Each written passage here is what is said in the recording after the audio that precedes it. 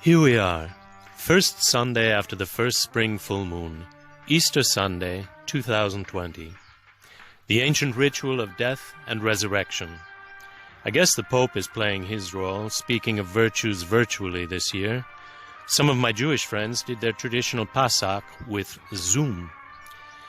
Italy has all the police patrols out with drones and helicopters to block the tradition of Pasquetta, in which everybody on the peninsula goes to the house in the country for an extended family grill and germ fest. We're trying to fix our communal rituals so that they don't kill us. Literally, not ritually. Now those of the Catholic faith ritually ingest Christ's blood and body that they might partake of the miracle which transcends the body. In the Jewish Seder, the Exodus story is ritually told that the chosen people may again today return from the desert. These are rituals of abandonment, betrayal, and loss, of mute patience and eventually of hope triumphant. In both stories, time is a critical player.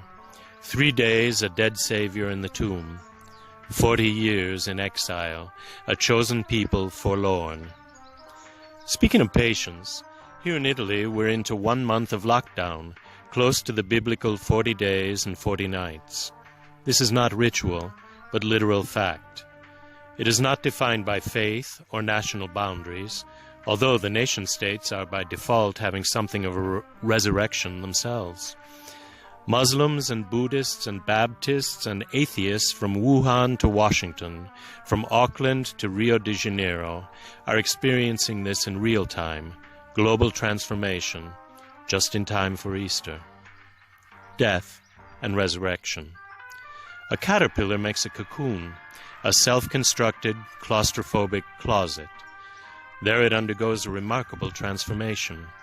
As Pat Barker points out, if you cut open a cocoon, you don't find a mythical creature, half caterpillar, half butterfly. You find a sticky, soupy mess, with no sign of past or future, all fluid, all flow, no form or apparent design.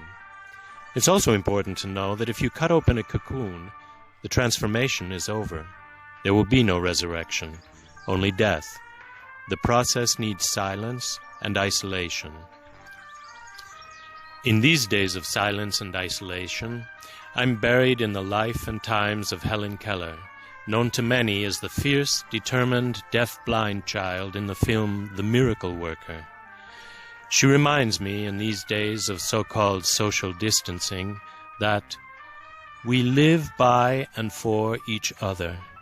We are all blind and deaf until our eyes are open to our fellow men. Death and resurrection. Ted Hughes says when the old gods are dead and the new gods not yet visible, we enter the time of the shaman, when the artists have to bridge the gap between dead and unborn. Here we are, Easter 2020. In this transformative in-between time, who will span that gulf? Who will dance as shaman? Who will build that bridge? Who, if not you?